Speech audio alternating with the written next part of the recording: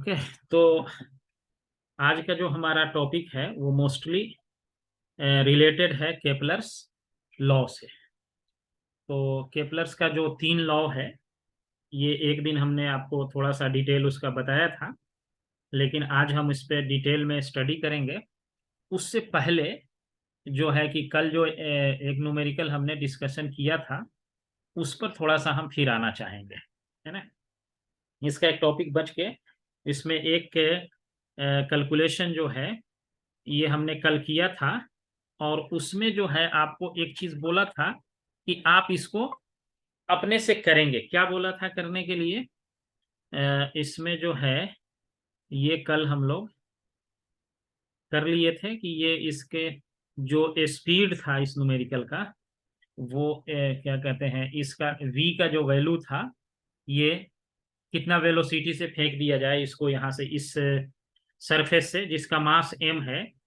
तो इस m वाले मास से ये क्या हो जाए, ये 4m वाले मास पे के सरफेस पे ये आ जाएंगे। ये चीजें हमने कल ये v का वैल्यू निकाला था, है ना। आज हम बात करना चाह रहे हैं कि जब इस पे सरफेस पे ये पहुंचेगा, यहाँ पे इस वाले सरफेस पे, तो इसकी स्पीड कितनी होगी। ये मैंने कल आपको कहा था कि इस पे सोचने के लिए पहले तो ये हम निकाल लिए थे कि ये m मास का सरफेस है, इसका रेडियस r है, इसका भी रेडियस r है, इसका मास 4m दिया हुआ है, और यहाँ से v वेलोसिटी से फेंका गया है। तो यहाँ पे जब ये पहुंचा था, तो हमने कहा था क्या कि इसमें ये डिस्कस किया था कि जैसे ही ये यहाँ से यहाँ आएगा, ये जाने लगेगा मास इस डायरेक्शन में, m जैसे ही मूव करेगा तो क्या होगा कि इस मास को ये कैपिटल वाला m जो है अपनी तरफ खींचेगा, और ये 4m क्या है, ये अपनी तरफ खींचेगा। तो इस पे हमने डिस्कशन किया था कि एक मास पे दो फोर्स एक्ट कर रहा है, एक force due to 4m mass, and दूसरा फोर्स इस पे एक्ट कर रहा है force due to capital M mass. इसके वजह से जो फोर्स एक्ट कर रहा है वो ये है। तो इसमें हमने ये कोशिश किया था सॉल्व करने का कि इसको क्या किए थे हम पिछले वाले क्लास में, इसमें हम डिस्कस किए थे कि ये दोनों फोर्स क्या होगा, ये मास पे जब लगेगा तो एक टाइम आएगा कि कुछ समय के लिए ये दोनों फोर्स जब इक्वल हो जाएगा तो ये क्या होगा, रेस्ट में यहाँ पे रुक जाएगा। वो पॉइंट n मान लिए थे कि वो रुकेगा यहाँ पे, और जब n पे ये रुक जाएगा तो उस कंडीशन में क्या होगा आपका, जैसे ही n पे ये रुकेगा तो उस समय हम लोग क्या निकाल लिए थे कि ये वेलोसिटी निकाल लिए थे, v का वैल्यू ये क्या होगा, ये कैलकुलेट, हम यहाँ का एनर्जी कैलकुलेट किए थे, और जब यहां से चला था तब टोटल कैलकुलेट किए थे, और कैलकुलेट करके कल हमने v का वैल्यू निकाला था कि वो v क्या आएगा। यानी कि वो वेलोसिटी निकाला था जिस वेलोसिटी से ये रुक जाए, यहाँ पे ये रुक जाएगा। तो इसका मतलब है जो v का वैल्यू हमने कल निकाला था, उस वेलोसिटी से इसको ज्यादा से फेंकेंगे तब क्या होगा, उस वेलोसिटी से अगर ज्यादा देंगे तो यहाँ पे ये क्या कर जाएगा, ये क्रॉस करके इधर आ जाएगा। फिर उसके बाद ये फोर्स 4m के थ्रू जो फोर्स होगा वो इसको अपनी तरफ अट्रैक्ट करेगा, और यहाँ जो है आकर के इस सरफेस से ये कोलाइड करेगा। तो मैंने ये कहा था कि आप इसका जो है कि वैल्यू आपको निकालना है जब वो कोलिजन करेगा वहां पे, तो किस स्पीड से वहां पे ये कोलाइड करेगा, ये कैलकुलेशन हमको करना था। तो कल वाला अगर आपको याद हो कि ये v का वैल्यू जो है, ये वैल्यू जो हम निकाले थे, ये v कितना था, इसमें v का वैल्यू आपका आया था, v वाज इक्वल टू कितना था, ये अंडर रूट, आप देखिए इसमें ये निकाले थे 3gm डिवाइडेड बाई 5r आया था। ये हमने प्रीवियस लेक्चर में डिस्कस किया हुआ था, ये इतना आया था। अब मुझे क्या करना है, मतलब इस वेलोसिटी से आपको ज्यादा देना होगा, इतना वेलोसिटी रहेगा तो ये यहाँ पे आके रुक जाएगा ये n पोजीशन पे।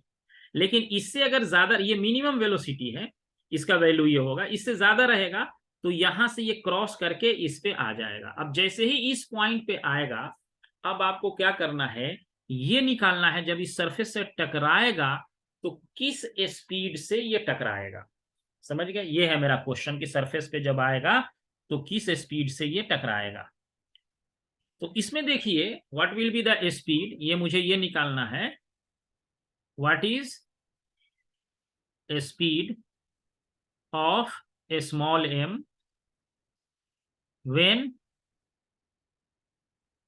when it collide with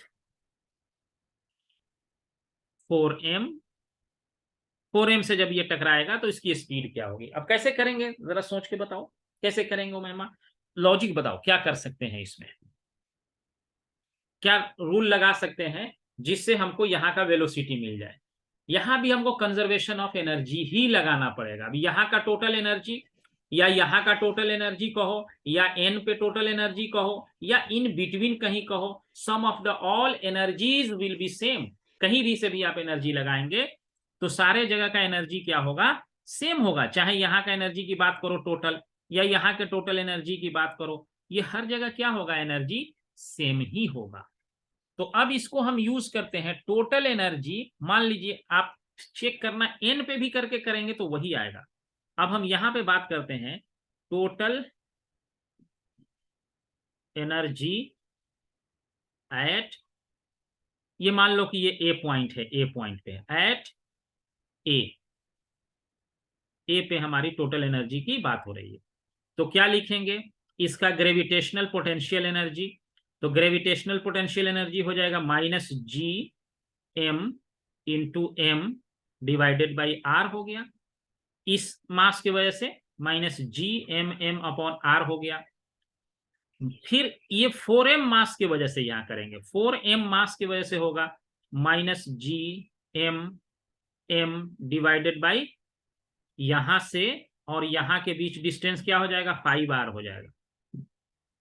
क्योंकि टोटल 6r है तो इसमें से एक r निकल गया, तो यहां से अब यहां तक का जो डिस्टेंस होगा वो 5r हो जाएगा। प्लस इसका kinetic energy half m into V square, ये v का वेलोसिटी से फेंका गया, v स्क्वायर हो गया। यहाँ का टोटल एनर्जी निकल गया a पे।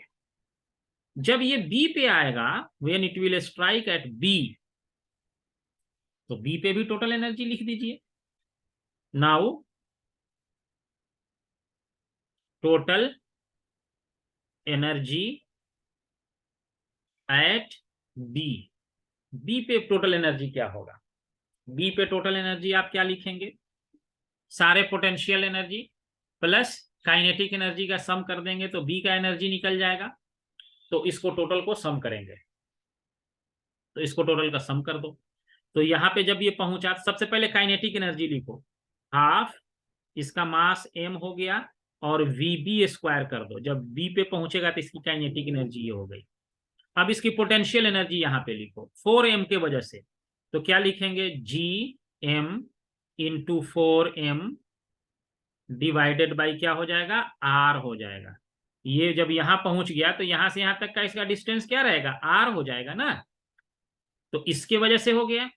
अब इसके वजह से बोलो छोटा स्मॉल m के वजह से वो क्या होगी टोटल एनर्जी, तो उसके वजह से energy potential energy minus G M into capital M divided by, यहां भी आर ही है, ये वाला डिस्टेंस, ये रेडियस इसका क्या है, नहीं यहां पे आ जाएंगे ना, यहां से इसके वजह से बात होगी तो यहां से यहां तक क्या हो जाएगा, ये डिस्टेंस आपका हो जाएगा 5r।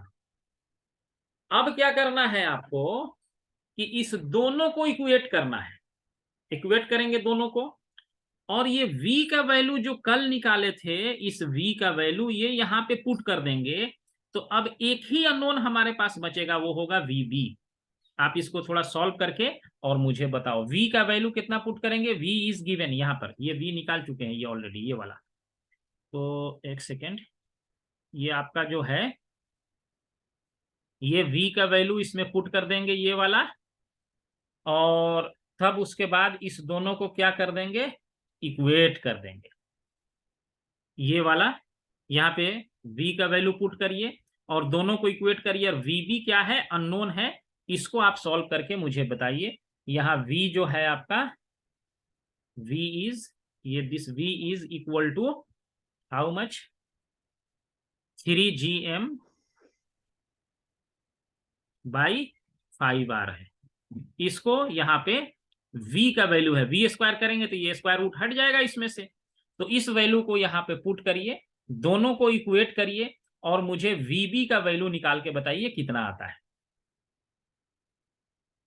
तो इस कंडीशन ये आपका आ जाएगा, दोनों को जब इक्वेट करेंगे तो minus G M M by R minus G M by 5r plus half m into V square का वैल्यू पुट कर देंगे, ये रूट हट जाएगा, तो 3gm बाई 5r हो गया लेफ्ट साइड, और राइट साइड में आ जाते हैं half m vb square minus G M, ये 4 हो जाएगा, 4gm m by r minus 5gm by 5, नहीं 5 ऊपर नहीं है, जी ये एक सेकेंड, नहीं 400 तो नहीं आएगा मैम, थोड़ा ठीक से देख लें, ये आपको 5 तो नीचे रहा 5r और ऊपर में रहा जी एम इंटू एम, ये रहा। अब इसको जब इसको सॉल्व करेंगे तो r सबके नीचे है, इसके नहीं कटेगा नहीं r, क्योंकि अब इसमें क्या होगा, m देख रहे हैं कैपिटल M जो है, इस स्मॉल m तो सब में है, ये m, ये स्मॉल m एंड ये स्मॉल m, ये स्मॉल m, ये स्मॉल m एंड ये स्मॉल m कैंसिल हो गया, तो ये बचेगा minus G M R minus ये हो गया G M by 5r plus 1 by ये हो गया 3gm by 10r equal to 1/2 vb का square minus 4gm by r minus gm by 5r, ये रहेगा। अब देखो ये भी है, ये gm बाई 5r यहाँ भी है, gm बाई 5r यहाँ भी है, तो ये दोनों कैंसिल हो जाएगा, क्योंकि दोनों साइड निगेटिव है, इधर जाके पॉजिटिव होगा तो ये कैंसिल हो जाएगा। अब क्या करेंगे, इस सबको ऐड कर दो इसको, तो इसको जो है ऐड करेंगे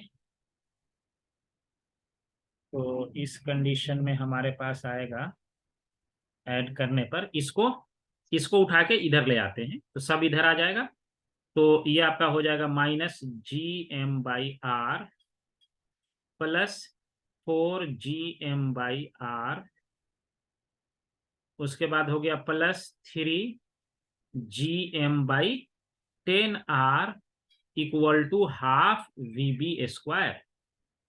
अब आपको इसको जो है इसको सॉल्व करना पड़ेगा, देखो इसमें g भी रहेगा, ये m भी रहेगा, ये सब रहेगा इसमें, तो इसको जब सॉल्व करेंगे तो एलसीएम ले लो, 10r हो जाएगा, तो यहाँ पे 10 से मल्टीप्लाई हो जाएगा, माइनस 10gm प्लस ये हो जाएगा 10, इसमें भी हो जाएगा 40gm, यहाँ हो जाएगा 3gm equal to 1/2 vb square, ये हो जाएगा आपका। और आगे आइए इसको थोड़ा और सॉल्व करते हैं, तो इसको 2 से इसको काट देते हैं, ये 5 बार में कट जाएगा, और इसमें से ये हो गया 30 प्लस में और 3 हो गया ये, तो 33gm बाई 5r हो गया, इसका हो जाएगा square root which is equal to vb, यानी जो इससे टकराएगा सेकेंड वाले यहाँ पे, ये यहाँ से आके जब यहाँ टकराएगा जिसका मास 4m है, जब यहाँ ये कोलाइड करेगा ये मास, तो उस समय उसका स्पीड ये हो, ये बड़ा इंपॉर्टेंट चीज है, ये आपको ऐसे कुछ नहीं है इसमें, सिर्फ दोनों जगह हम कंजर्वेशन ऑफ एनर्जी यूज किए हैं। तो ये आपका निकल गया। अब हम आते हैं अपने उस टॉपिक पे जिसपे हमको बात करनी है, जो हमने पहले बताया आपको, केपलर्स लॉ, ये इस टॉपिक का ये जो है कि ये बहुत इंपॉर्टेंट लॉ है जिसको हम लोग पढ़ भी चुके हैं, 3 लॉ होता है केपलर का, आज थोड़ा सा हम इसको और भी थोड़ा ब्रॉड में इसको एक्सप्लेन करते हैं ये क्या होता है। ये सारे डेफिनेशंस जो हैं ये एनसीईआरटी के बुक का है। ये जैसे उसमें लिखा हुआ है, मैंने एज इट इज यहाँ लिखा हुआ है। तो पहला लॉ जो पहले भी लिखे थे एक दिन कि all planet move in elliptical orbit with sun situated at one of the foci.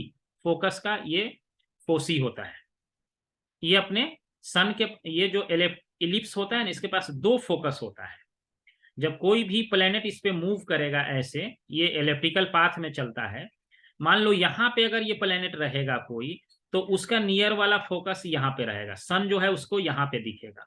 यहाँ इस रीजन में आएगा तो उसके लिए फोकस ये हो जाएगा सन, या तो इस पे कोई भी पार्ट, इस पे कोई पार्ट प्लेनेट मूव करेगा तो सन जो है उसको, इस प्लेनेट को या तो इस फोकस पे दिखेगा या इस फोकस पे दिखेगा, दोनों में से किसी एक पे दिखेगा इसको। Ellipse traced out by planet around the sun. अब इसमें जो ये जो एलिप्स ऐसे, अगर मान लिया यहाँ पे जो सन है, इसके लिए अगर देखा जाए यहाँ पे सन है, तो ये वाला पॉइंट P जो है इस सन का सबसे नियरेस्ट पॉइंट है, और ये A वाला जो पॉइंट है ये आपका क्या है, सबसे दूर वाला है। अगर फोकस, अगर यहाँ पे सन, एलिप्स के पास हमेशा दो फोकस होता है, इसको अगर हम F1 से डिनोट करें एंड इसको F2 से डिनोट करें, तो ellipse has always two focus, दो फोकस होता है। तो सन अगर यहाँ है तो ये वाला पॉइंट सबसे इसका नियरेस्ट होगा, और ये वाला पॉइंट जो होगा सबसे दूर होगा। अगर इस तरह से इस पे रोटेट कर रहा है कोई प्लेनेट, तो जब ये फोकस यहाँ है तो इसके लिए ये वाला पोर्शन सबसे डिस्टेंस वाला होगा, और ये वाला सबसे नियरेस्ट होगा। तो सबसे नियरेस्ट वाला पॉइंट जो होता है वो P, इसको हम लोग कहते हैं पेरीहेलियोन कहा जाता है इसको, जो सबसे नजदीक वाला है। एंड जो सबसे दूर वाला है उसको एफेलियोन कहते हैं ये। और ये जो एक्सिस देख रहे हैं हम लोग यहां से यहां तक, इसको कहा जाता है, ये 2a डिस्टेंस है, यहां से यहां तक दिखाया हुआ है, P से A तक का डिस्टेंस। इसी को हम लोग से, इसको हम लोग मेजर एक्सिस कहते हैं। ये पूरा यहां से यहां तक, this axis distance is called major axis. और इसका हाफ जो हो जाएगा यहां से यहां तक, हाफ, यानी कि हाफ इसका क्या हो जाएगा, A हो जाएगा, इसको कहा जाता है semi major axis. This half distance is called semi major axis. AP distance का जो आधा होगा, हाफ हो गया, इसको कहेंगे सेमी मेजर एक्सिस। और ये वाला जो है ये माइनर एक्सिस है, यहां से यहां तक ये एक्सिस छोटा है, that is why it is called minor axis. तो इसका जब हाफ कर देंगे तो ये वाला जो डिस्टेंस होगा, this distance is called semi minor axis, minor axis कहेंगे इसको। ये दो ये है, क्या कहते हैं, आपको डेफिनेशंस है। अब है कि अगर कहे कि कोई कि आप एलिप्स बनाइए तो कैसे बना सकते हैं, तो बनाने का तरीका बहुत सिंपल है। यहाँ पे मान लीजिए कि दो, एक ये जगह और एक जगह यहाँ पे, एक रस्सी ले लो, और रस्सी लेके क्या करना है, इस रस्सी के दोनों एंड को, रस्सी का एक एंड को इस वाले कील में बांध दो, और एक रस्सी के एंड को इस वाले कील में बांध दो, दूसरे वाले कील में बांध दो। यहाँ पे हो गया, दो कील में रस्सी के दोनों एंड को बांध देना है। और यहां इसमें क्या करो कि एक पेंसिल लगा लो रस्सी के किसी भी जगह पर, यहां यहां कहीं भी लगा लेंगे, और इसको घुमाना है ऐसे। जब घुमाएंगे ना तो ये वाला पाथ ये ट्रेस करेगा ये, और इसी दोनों कील को इसका क्या कहेंगे, फोकस कहते हैं, फोसी कहते हैं दोनों। ये एलिप्स का यही फोकस हो गया ये। यानी कि दोनों एंड के रस्सी को यहाँ, या धागा को मान लो घर में करके देखना, ये इसी तरह का शेप ऑफ पेंसिल का यहाँ पे ये कर लो, और इसको ट्रेस करो, तो ये जो है इस तरीके का एलिप्स वाला पार्ट बन के आएगा। सेकेंड है, लॉ है इसका। पहला तो कहा कि सारे प्लेनेट कहाँ मूव करेंगे, एलिप्टिकल पाथ में मूव करेंगे, जिसका सन जो है किसी एक फोकस पे ये लाई करेगा। दूसरा कहा the line that join any planet to the sun, यहां से सन से, ये प्लेनेट P है, ये सन से हमने एक लाइन यहां ज्वाइन कर दिया। The line that join any planet to the sun sweeps equal area in equal time of interval. ये देखिए, यहां से P से मान लिया यहाँ पे P1 पे चला, ये शेडेड पोर्शन जो दिख रहा है ये एक एरिया है, इसको मान लिया कि ये डेल्टा ए है, ये एरिया बनाया किसी टाइम, मान लिया T1 में, यहां से यहां तक गया T1 में, ये टाइम में ये एरिया बनाया। अब अगला टाइम भी अगर यहां वाला पोर्शन दिखाया गया है, उतना ही टाइम पे हम अगर बात करेंगे यहां से यहां तक का अगर हम बात करेंगे, तो ये वाला जो एरिया बन रहा है, ये एरिया, ये वाला एरिया और ये वाला एरिया दोनों क्या होगा, सेम होगा। अगर इसने यहां से यहां तक जाने में P1, ये मान लो P1 है, ये P2 जाने में, यहां से यहां तक जाने में अगर टाइम सेम लगा है, तो सन के साथ इस लाइन को जब हम मिलाएंगे यहां से और यहां तक मिला देंगे, तो ये जो एरिया बनेगा ये भी एरिया डेल्टा ए ही होगा। ये एरिया जितना यहां से यहां तक चला है और जितना यहां से यहां तक चला है, टाइम अगर दोनों का सेम है तो ये एरिया भी सेम होगा। ये दूसरा लॉ है केपलर का प्लेनेटरी मोशन के लिए। This law comes from the observation that planet appear to move slower when they are farther from the sun। ये इसका मतलब है यहां से जब ये यहां जाएगा, एरिया सेम करेगा, तो इसका ये जो मूव करेगा इसका स्पीड कम हो जाएगा, स्लोअर का ये मतलब है। और यहां जब जाएगा तो टाइम तो उतना ही लगना है, एरिया हमको बड़ा ट्रेवल करना है, यानी कि एरिया जो ट्रेवल करना है वो इसके बराबर करना है। अगर ये टाइम सेम है तो यहाँ जब प्लेनेट के सन के पास रहेगा तो इसका स्पीड ज्यादा हो जाएगा इसका, और सन से दूर रहेगा तो स्पीड कम हो जाएगा, इसका स्पीड कम हो जाएगा, लेकिन एरिया सेम रहेगा, सेम एरिया होगा। Farther from the sun than when they are nearer, जब नजदीक में है तो इसका स्पीड यहाँ ज्यादा हो जाएगा। तो ये छोटा सा दिख रहा है ना, तो स्पीड ज्यादा होगा, तो ये वाला जो लेंथ है P1 P2 यहाँ बड़ा हो गया, देख लो यहाँ P और P डैश क्या है, छोटा है, यहाँ पे ये छोटा सा लेंथ, लेकिन ये वाला बड़ा हो गया आपका। तो इस तरह से ये एरिया और ये एरिया दोनों से कहीं पे भी अगर यहां से हम यहां की भी बात करेंगे, तो इसको जो है एक लाइन इससे मिला देंगे, दूसरा वाला लाइन इससे मिला देंगे, ये वाला, तो ये वाला भी एरिया बनेगा। अगर ये टाइम T1 ही है तो ये वाला एरिया भी क्या होगा, सेम होगा। ये केपलर का दूसरा लॉ है, ये सेकेंड लॉ। अब आते हैं इसके थर्ड लॉ पे। ये जो है कि the square of time period of revolution of a planet is proportional to the cube of semi major axis of the ellipse trapped out by the planet. ये क्या है, the square of time period. Time period किसको कहते हैं, जैसे ये यहां से यहां तक, इसको अगर रोटेट कराया जाए, यहां से चले ऐसे घूमते हुए आए, फिर इसी जगह पहुंच जाए, तो इसको एक टाइम पीरियड टी कहा जाता है। तो कहा क्या गया कि ये जो टाइम पीरियड लगेगा, क्योंकि इसका मोशन कैसा है, एलिप्स की तरह है, एलिप्टिकल पाथ में ही मूव कर रहा है। तो इसका हम जरा सा एलिप्स का आपको एक डायग्राम फिर से बनाते हैं यहाँ पे। ये तो इसका जो है, ये जो बनेगा आपको इस तरीके से, देखिए ये आपका जो बना, इसको अगर हम दो फोकस मान ले, यहाँ पे एक F1 और यहाँ पे मान लेते हैं F2 है,